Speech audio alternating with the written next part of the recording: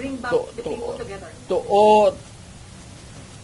To all Filipinos now listening to me, punta kayo kay Marcos lahat. Tignan natin kung anong mangyari.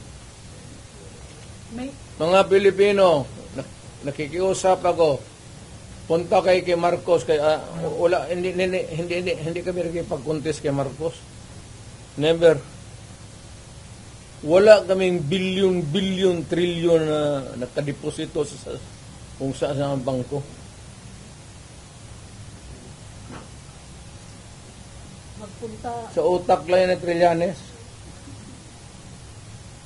Mayor, tinutong nakapay na magkaso po kang Trillanes. Ano? Ang final kaso kay Trillanes. Nakapay na po. Wala pa akong natumbang ako sa motor. Nag-file na ba yung kaso kay Trillanes after the Quadcom hearing? Kaya nga, alam mo, pinapakita mo ng bangko, fake talaga yan. Hindi ka makakuha ng, kung magkuha ka ng sa bangko ng papel, bawal rin yan. Ngayon, kung balandra mo, bawal rin yan. Ipinasok mo doon sa Quadcom, use of falsified documents, another crime yan. Alam mo, hindi ko na lang kasi